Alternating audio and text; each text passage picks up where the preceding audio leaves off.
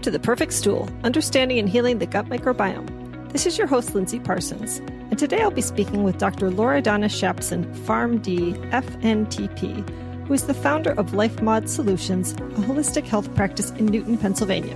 She's a pharmacist turned holistic and bloating expert, and today we'll be talking all about bloating, gut health, and hearing in detail about how Dr. Shapson works with patients with bloating and all sorts of gut health issues.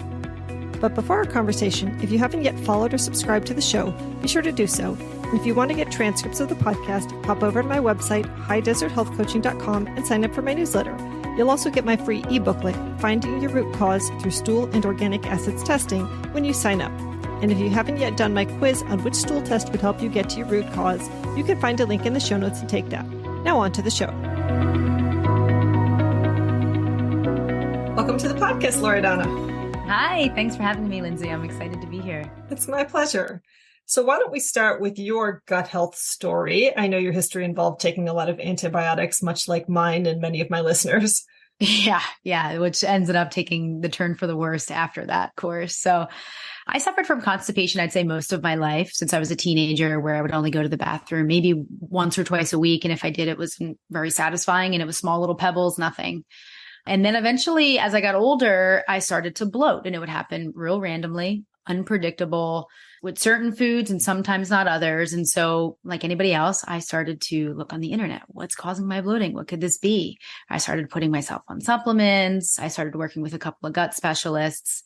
And even after working with some of these people and doing a lot of stool tests and SIBO tests and all of that, I still wasn't getting some of the results that I had desired, but I'd spent a lot of money seeing some of these people. And eventually I got put on an antibiotic. And after I got put on that antibiotic, my gut symptoms actually got worse, not better. So when I was bloating randomly was now happening every single day. So when I would wake up in the morning, I would have a flat stomach, and then I would drink water, and then boom, I would look like I was 9 months pregnant. It was that drastic. So I had extreme food restrictions. I couldn't even take a bite of avocado, not even a teaspoon of fermented food, liquid, nothing.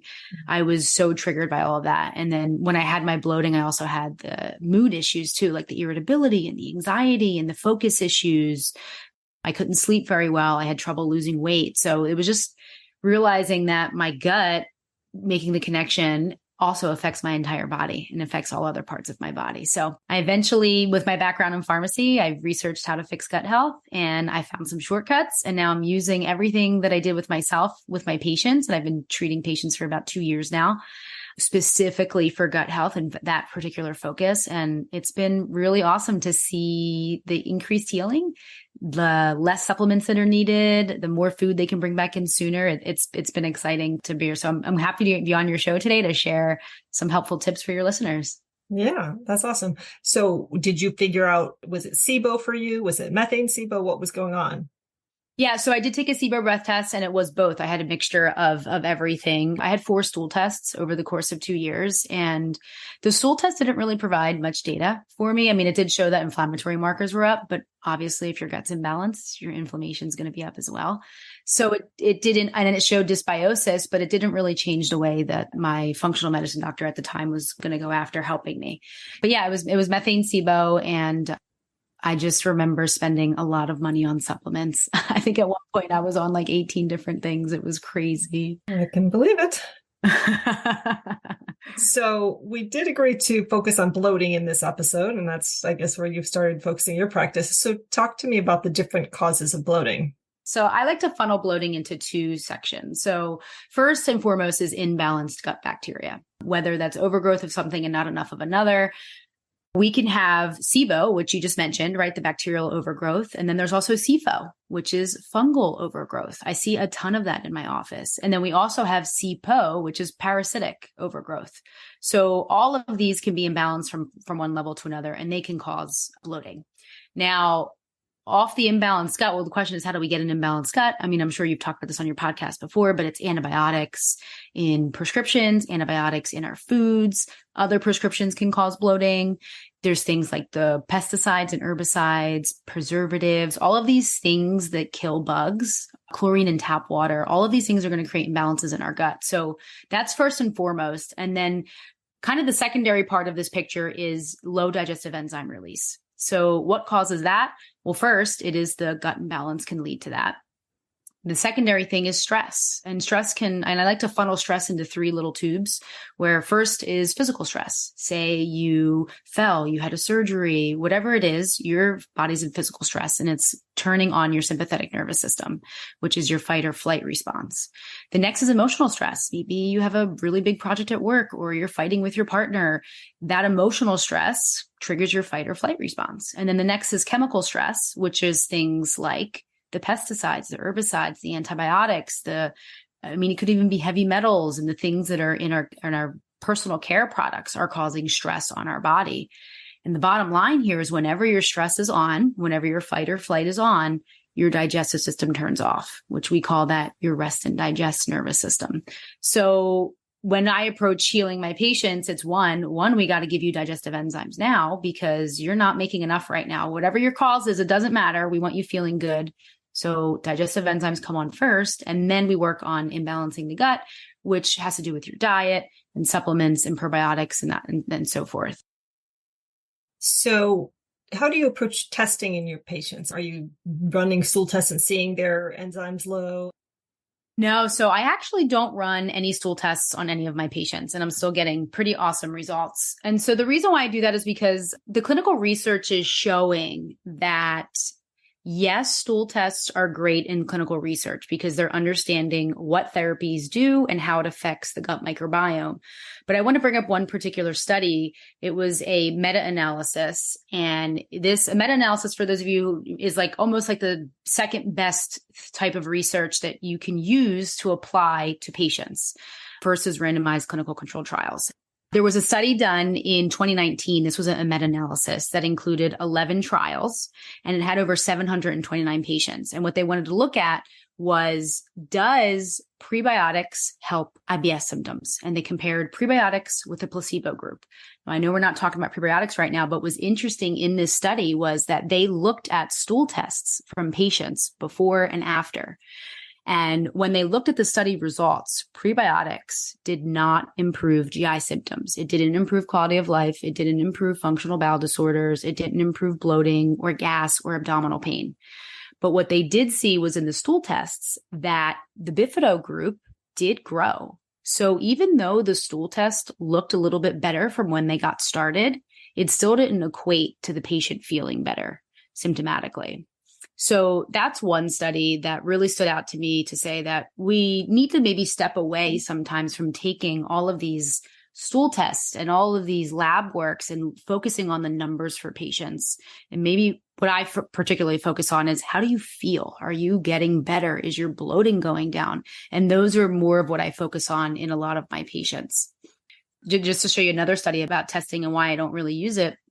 There was another study done in SIBO patients. They did a SIBO breath test, and they wanted to see if if they could use a SIBO test to determine how they would respond to a low FODMAP diet. And after this study, what they found was it wasn't the levels of methane or hydrogen that really determined the response rates.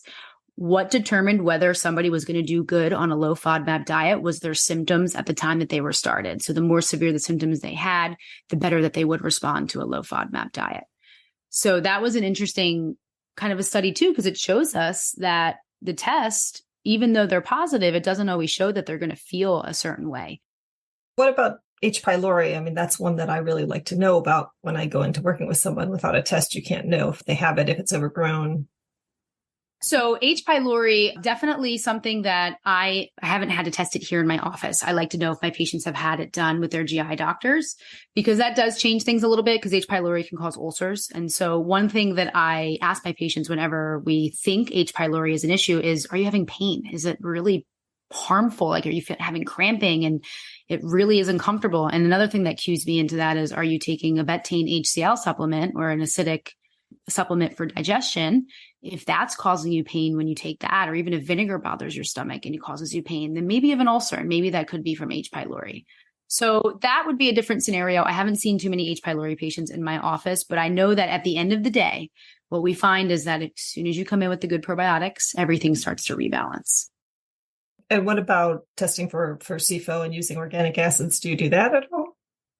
I have. Yeah, I definitely, that's probably the test I run the most in my office is the urinary oat by Great Plains. And I will check that in my patients when they have severe issues or if they really want to know, because it's not typically covered by insurance plans and you're going to spend at least $300 or $350. So if the patient really wants it at the start, I will give it to them.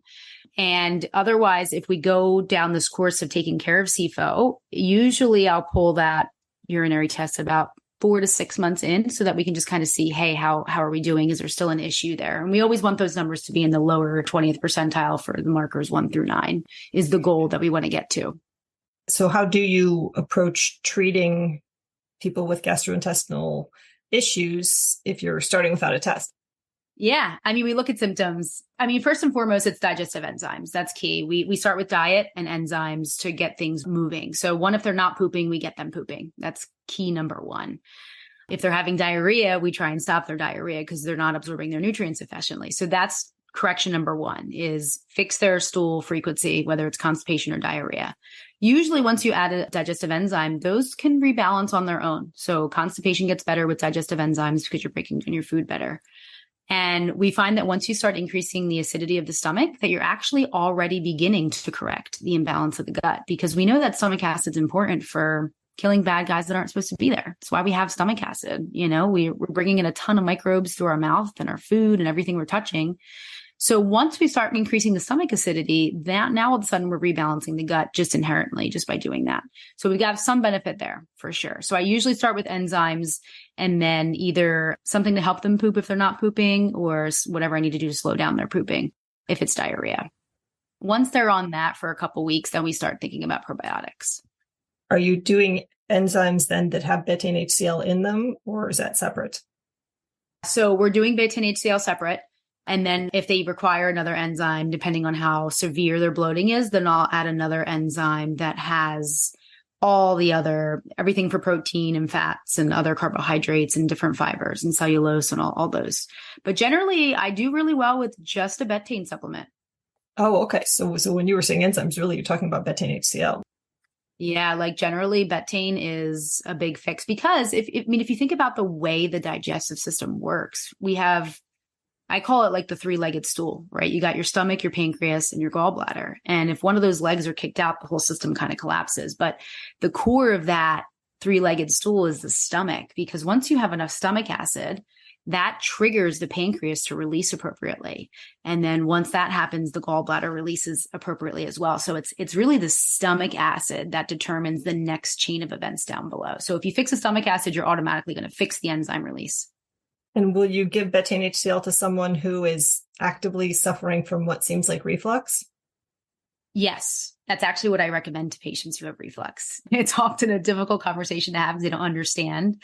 Wait a minute, I have acid reflux and you want me to add acid? And I say yes. So I often tell my patients too, and what you could use in your kitchen is vinegar. You know, I like apple cider vinegar because it is a probiotic, but any vinegar works as long as it doesn't have sugar. But tablespoon of vinegar in 1 to 2 to 3 ounces of water, take that down. And then you wait at least an hour before you really drink any other liquids because you want that acidity to do its job. But ideally, if you're feeling acid reflux, you're not digesting your foods properly. It's sitting for too long in your belly and it's pushing that valve open and causing that acid reflux. And little drops of acid are getting into the esophagus where they shouldn't be. So if you just keep things moving downward and you do that with acidity, boom, you're not going to have that problem. So I definitely recommend that to all my patients when they have acid reflux, either use vinegar or betaine and it'll get rid of it. And are you using the vinegar then before the meal? Because you said not drinking anything else after that. Yeah. So you could use vinegar to help with your acid reflux symptoms in that moment. And then also you can take it with mealtime. And I'm not particular with beginning of the meal, during of the meal, or after. As long as it's with the food, it's going to do its job. So I like to simplify things. There's a lot of one of the things that bothers me about some of the gut health stuff that's out there is they make it very complicated. Empty stomach, not empty stomach, before food, 1 hour before food, an hour after eating. And I find that compliance with my patients becomes very difficult. So for me, I don't care. Take your vinegar before, during, or after. Either way, the patient always seems to get benefit. And so clinically, I'm seeing that it doesn't really matter. But obviously, everybody's different. You have to try for yourself to see what works for you and your patients. I mean, do you notice any patterns or trends in your patients before, during, after? I usually don't know that level of detail. I say this is something that you take with a meal, and that's how I tell them about it. And whether they take it at the beginning or the middle or the end, I don't know. Yeah. So that's the thing. Like, I hope people can see that it doesn't have to be as complicated as everyone makes it out to be. Yeah, no, it was just because you said not to drink anything else. So you're basically telling people to eat without drinking.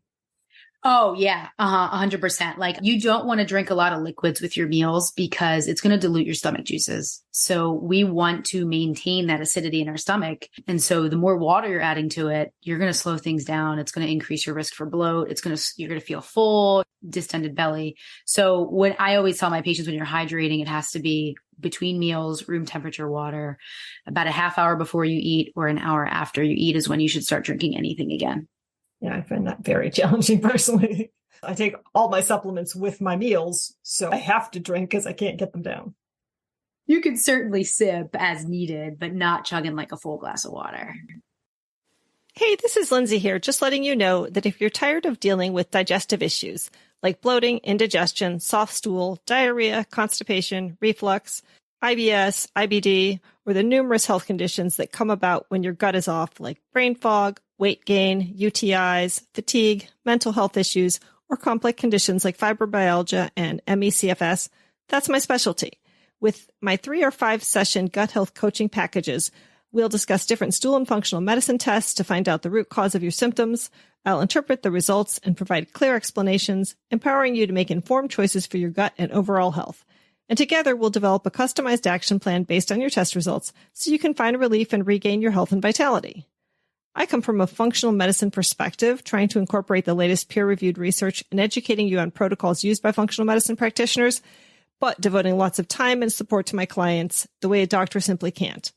If you're interested in a 3 or 5 session coaching package, you can sign up for a complimentary 30-minute breakthrough session, or if you can only afford one appointment at a time, you can book an initial 60-minute consultation. Links for those are in the show notes. Now back to the show.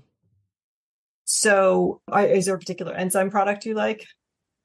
I like standard process. I use Zypan. What's it called?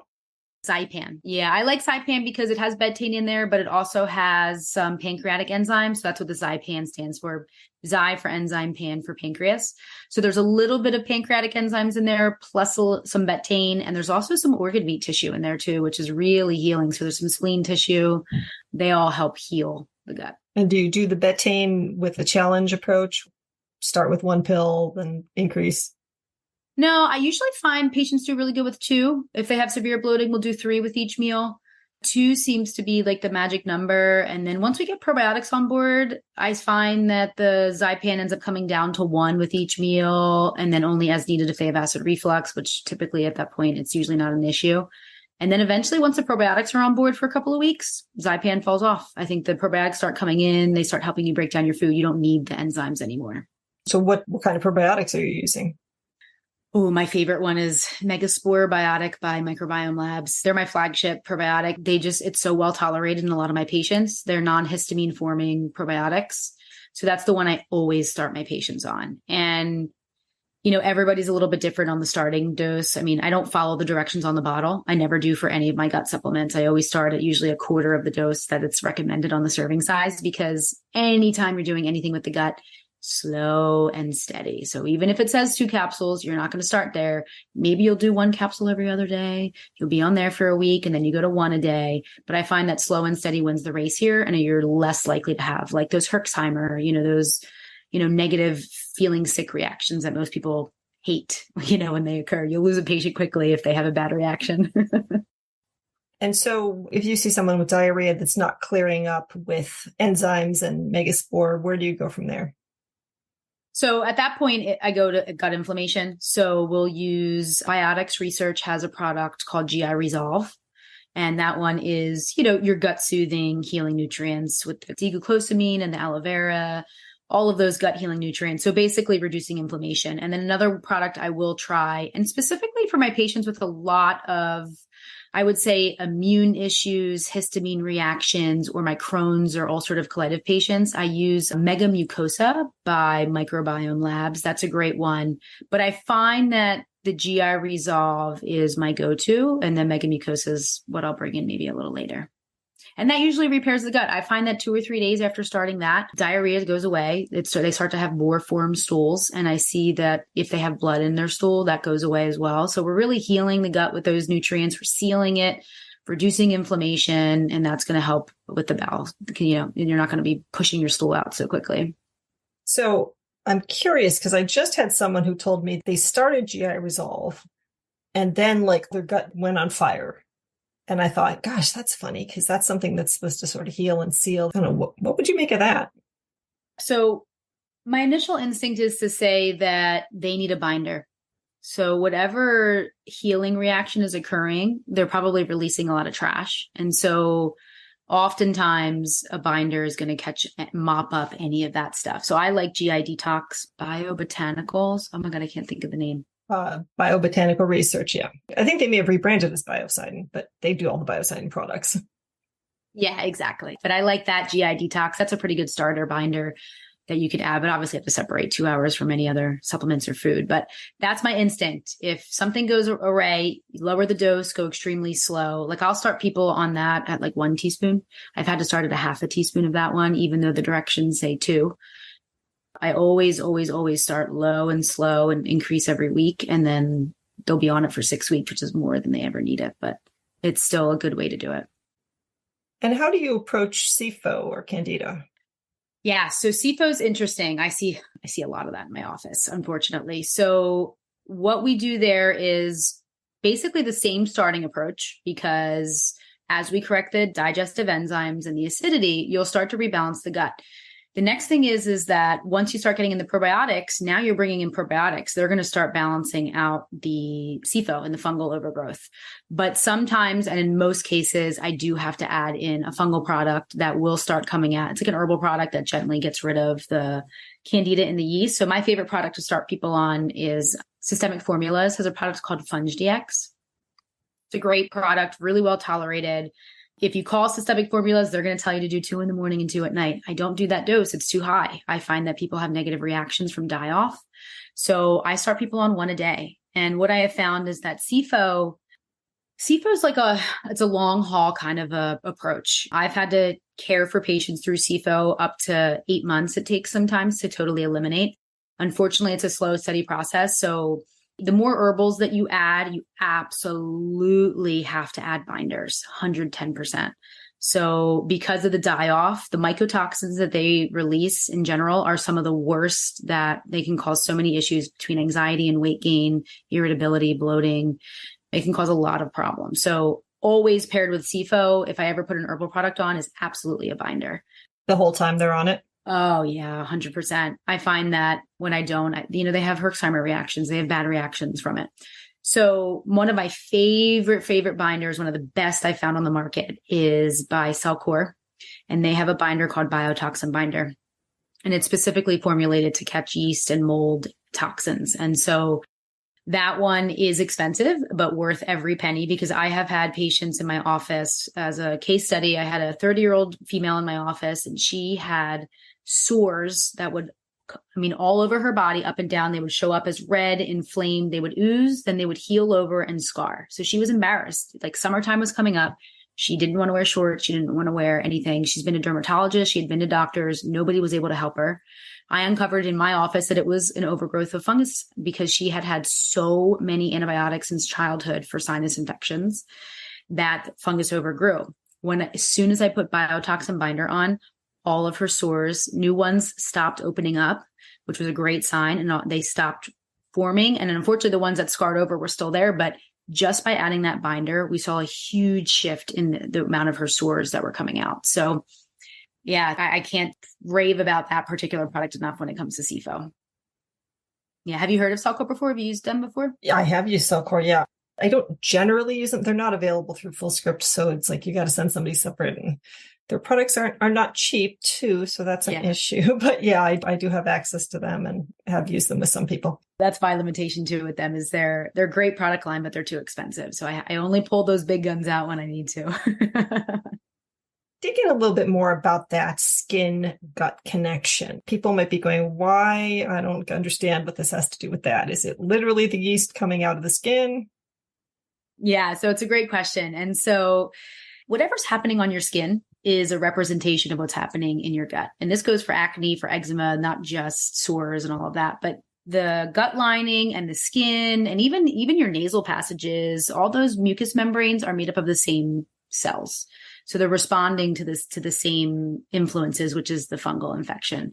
So for me, I think it's just an imbalance in the gut. And then, yes, I mean, you could be releasing mycotoxins through your skin and it's just coming out as irritation. So, anytime you have a skin thing, always think of the gut. And once you start rebalancing the gut, the skin always gets better. I have had some people with super persistent skin issues like eczema that just keeps coming back through multiple rounds of every possible probiotic you can imagine, every possible antifungal, antimicrobial, still just keeps coming back. And how long have they been on probiotics? I dive in a little more. Like, how long have they been on the probiotics and going through the SIBO continuously stuff? For years, probably. For a year. Okay. And then what products do you use for fungal? So a lot of times, you have clients who go off on their own and get their own products. So a variety of products, but there was one in particular that was a combo antifungal that had berberine, it had caprylic acid, it had undecylenic acid, it had grapefruit seed extract, which I try and avoid because I know that really decimates the microbiome, in particular Akkermansia. But that was something that he had taken on his own. Oh, interesting. Because I use grapefruit seed extract in my mold patients, but I'm not getting negative results to their gut health after using it. Well, I mean, they very well make you feel good. I just see like on the stool reports that after that, then their Akkermansia disappears. I would say that one thing to look at if their eczema is still coming back is I would look at the type of probiotic that they're using and the quality of it, how long they've been taking it. So a minimum of 3 months every single day. And they should have a blend of the spore-based probiotics, and the lactobifido is going to be probably even more important than the spore. And then you got to rotate your SIFO products. Every 2 months, you should always be changing your SIFO herbals because of resistance and that kind of thing. And the other thing to think about is environment. So are they continually exposed to something wherever they're living or where they work, that maybe there's mold that they are not aware of that they're being exposed to? I personally went through a mold infection. I had two different exposures, one at work and one living with my in-laws for a little bit when my house was under construction. And I noticed it because my gums were bleeding every morning, and it happened like day 2 of me moving in. And I was like, this is weird. Why? And then I started to develop anxiety and I started to have irritability and everything. I just felt completely off. A couple months in, I found out they had mold in their basement. And I was like, oh my gosh, so I figured it out. I'm like a little mold thermometer now. So I was able to help them with that. But yeah, it takes a long time. So I would say time 2 of the SIFO products rotating every 2 months for a minimum of 8 months, and checking their environment. And would you continue the SIFO products that long for anybody who's positive, or is this more in proportion to the numbers that you're seeing on the test? Yeah, I would say numbers on the test is where I go with the length of treatment, but I have seen that 8 months is usually my average. So patients that you kind of are still struggling with eczema, do you find that you've been on up to 8 months worth of SIFO stuff? Yeah, okay. At least 3 months of Megaspore 2 a day and Candida removed for, I would guess, at least 6 to 9 months. I find a good combo that I like to use is Candida Complex by Claire Labs. And I do use grapefruit seed extract twice a day with Candida Complex. And I find that combo works really well. It's powerful. That's the dilemma, right? Yeah. I think that while Akkermansia goes down, I feel like the short-term benefit of getting rid of that yeast and mold is more beneficial than worrying about Akkermansia, because it's going to be very easy to bring back Akkermansia after the fungus goes away. So I think that the risk outweighs the benefit in this situation, and I would use grapeseed. And I'm speaking from my clinical experience too. I've had patients do really well. But again, I'm also not pulling stool tests like you are to see the difference. But all I know is my patients are feeling better. Their pain's going away. Their headaches go away, So I would maybe try something different. Another thing I would think about too is a gut healing nutrient again, like GI Resolve. Any of those products just to seal the gut up again.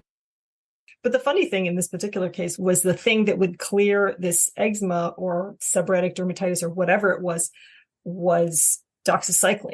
He would keep going back to the doctor and getting doxycycline. So I'm thinking, okay, is it bacterial? Is it not fungal? Yeah, interesting.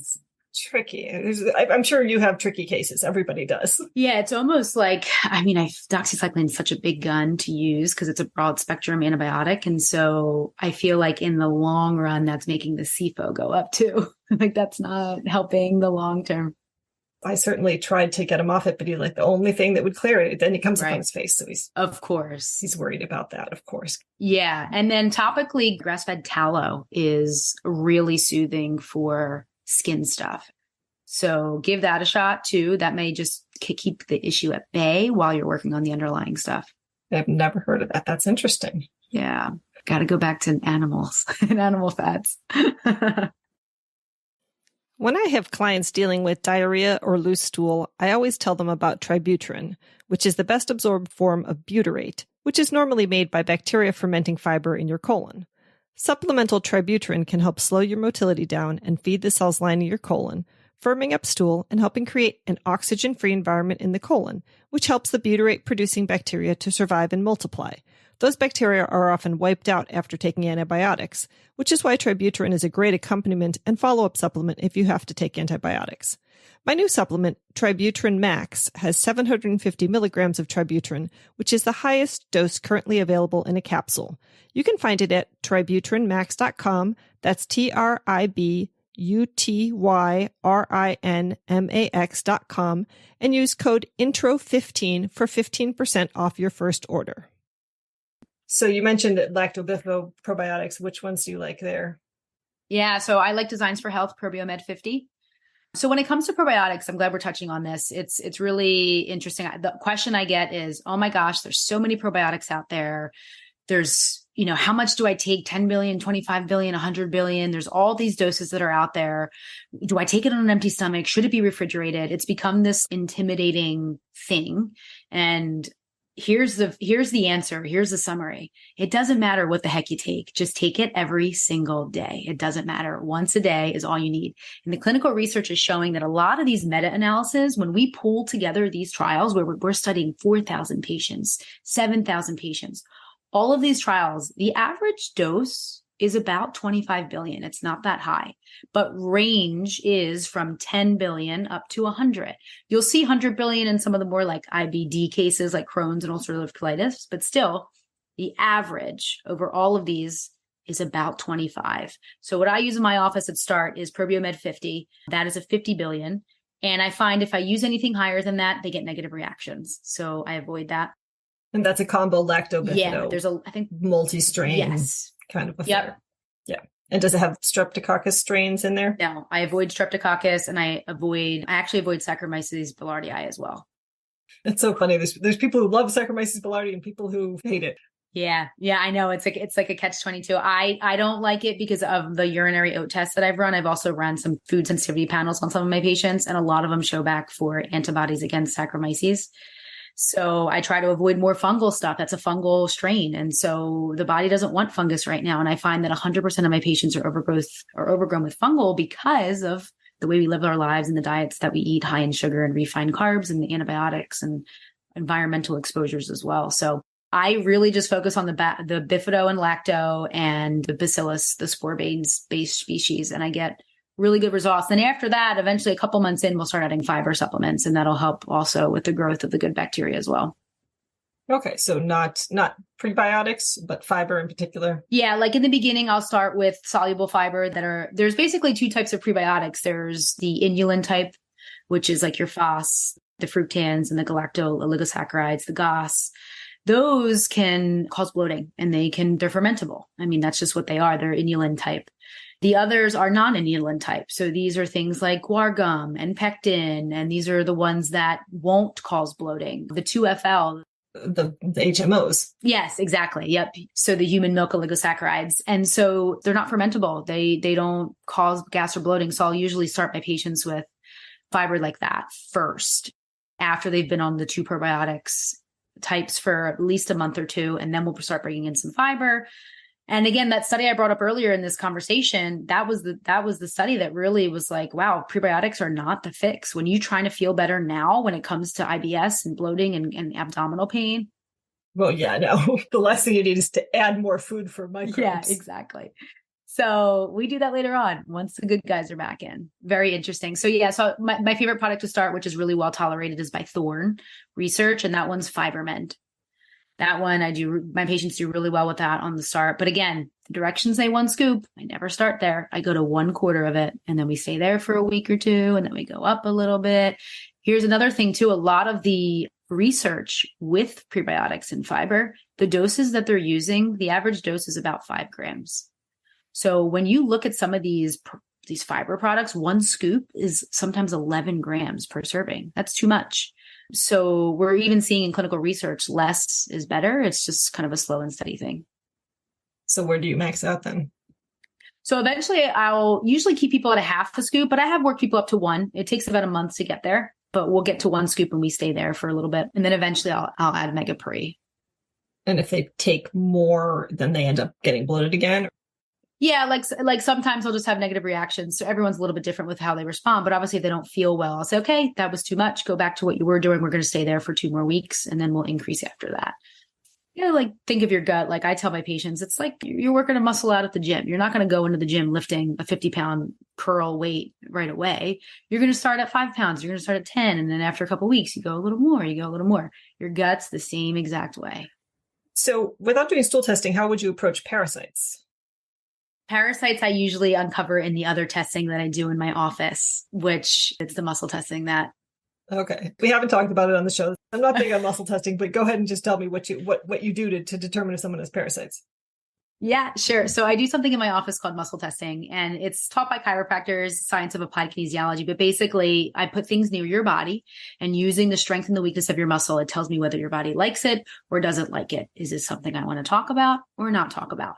And so the reason why we're able to do this is because we have this energy field that comes out around our body. We cannot see it, just like we can't see our phones talking or the oxygen that we're breathing, but we know it's there. It's this nice big bubble, and people can take a picture of it. Some people call it your aura, whatever you want to call it. That's in the medical literature, it's called the biofield or the morphogenic field.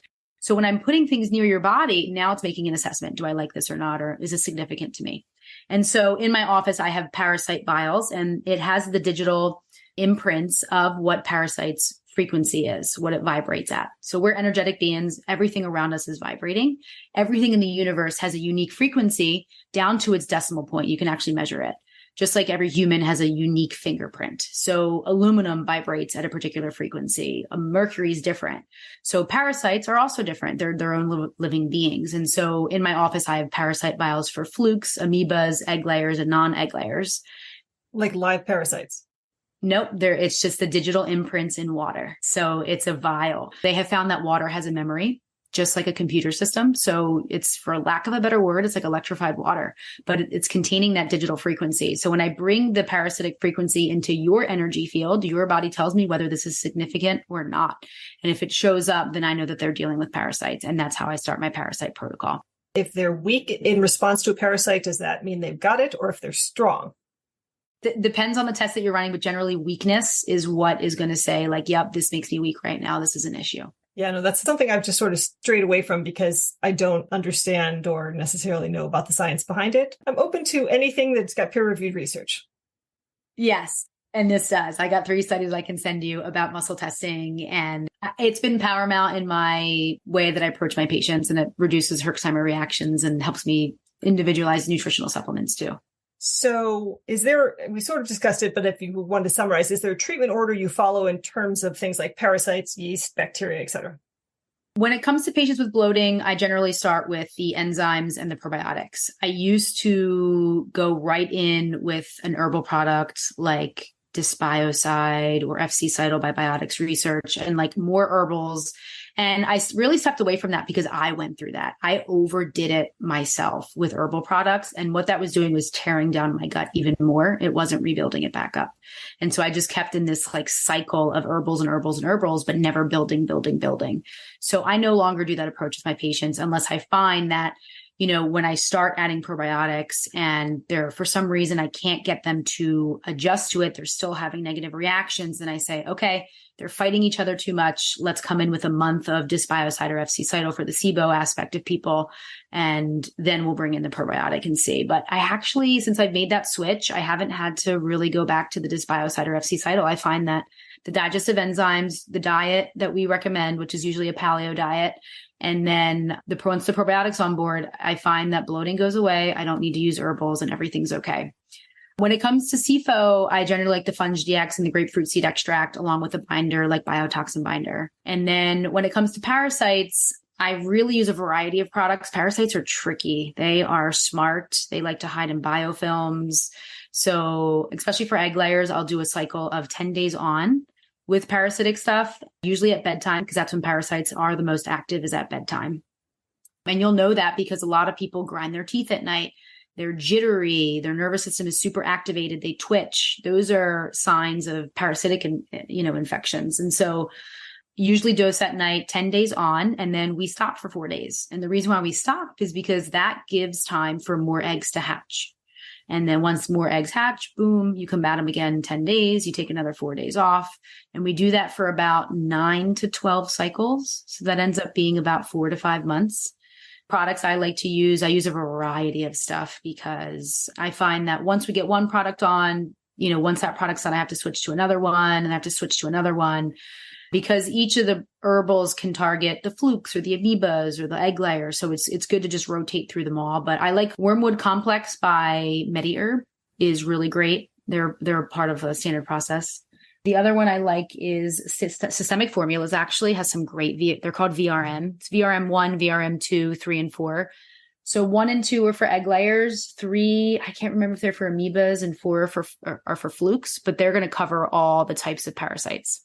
So I usually rotate through those. Sometimes I'll double up and have like a 1 and a 3 on a board and then a 2 or 4. My muscle testing will usually indicate which ones the body wants at that time. And then sometimes I have to put a binder on for my parasite people. A lot of people don't realize that like the fungus and the parasites, they also bind to chemicals. Fungus in particular is a really great heavy metal chelator. So they're going to bind to aluminum and mercury and cadmium. And so when you start killing these guys, guess what? They're going to start releasing chemicals and heavy metals and trash. So binders, again, the GI Detox is a really great product. I usually do that. If I'm having them do the parasitic protocol at night, then I'll have them do the GI Detox first thing in the morning as soon as they wake up on an empty stomach. Take 2 of them. I also like the binder by Systemic Formulas called Bind. That one's really great as well. Did you ever use the Para 1, Para 2, the Cellcore? Yep, I do like that. I find that Para 2 only does really well with Para 1 in my muscle testing. So I usually pair those 2 together. Or Para 2 paired with like one of my VRMs, I usually find. I find that of the ingredients in parasitic stuff, like wormwood, clove, artemisia, those are the ones that are really big guns for parasites. And there's also the biotonic. I haven't used biotonic, actually. Yeah. Well, what's nice too is it's got the adrenal stuff in there. So it's kind of a combo. Yeah, I like that. That's another thing we haven't talked about is adrenal support through all this. Okay, let's talk about it. What the heck? I mean, adrenal support. I mean, anything that has to do, whenever your body's under stress, I call the adrenal glands like kicking, screaming children. They're the first ones to fall on the floor and start flailing and going out of whack, no matter what you're going through. So they need support. So I really like ashwagandha and rhodiola as 2 herbal products that are wonderful for calming the adrenals down. And then I also really, really like Biotics Research has a bioglycozyme forte. That product is for sugar regulation, but within it, there's also organ meats like hypothalamus, pituitary, adrenal gland, thyroid. There's a lot of organ meats in there. And organ meats are paramount in healing. It's one thing that we lack in our diet. Even if we wanted to get access to these things, it's hard to find. And if you ask our ancestors, they all ate it. They all prized the organ meats. They ate the brain, they ate the heart, they did everything. So I find that when you strengthen the organs with organ meats, you're going to get a better, stronger response hormonally and with the adrenals as well. So bioglycozyme forte, I'd probably say 99% of my patients start on that at the first visit. And they're on that 3 times a day. Yep. And that's a wonderful product for blood sugar and adrenals. And then again, ashwagandha and rhodiola are some other ones I bring in. Maybe some ginseng too. And does that matter to you whether they show signs of adrenal dysfunction, or are you that's just kind of everybody? Yeah, everyone's got blood sugar issues. It's just our diet and the way that we live our lives being so stressed out. We're constantly. So enzymes and bioglycozyme forte are my big guns that I always start with. I'm not sure that you totally answered the question before in terms of order of operation. So if you find somebody has parasites, if they have fungi, if they have bacteria, is there an order that you address those? Yeah, great question. So I generally always go after parasites and fungus first. In terms of size, when we look at their size, they're the bigger ones that live in the body. So, and the smaller ones like to hide in the bigger guys. So I'll usually go after fungus and parasites first, or sometimes together. And then I'll go after the bacteria. And usually once the probiotics come on board, it really balances out the bacteria. I mean, there's a lot of crossover really with herbals of what deals with what, right? Like, I mean, wormwood addresses bacteria to some extent too, doesn't it? Yeah, there is crossover with a lot of these, like berberine, and berberine can do fungus and it can do bacteria. So there is crossover. So you're going to get benefits on both ends. I find that the ones that work for parasites can also work for fungus. So that's why you're going to handle both together anyway. Well, that was a lot of really good concrete information. I'm sure people are going to love all the takeaways. And yeah, there's a lot in there. You can find all those products in my full script dispensary, everyone. Yeah, there is an order for when, to your listeners, an order for how these things should be added in. I wouldn't jump on all these things at once. It's a slow, steady process. That's what we're here for. Lindsay and I can help you through when to start what and for how long.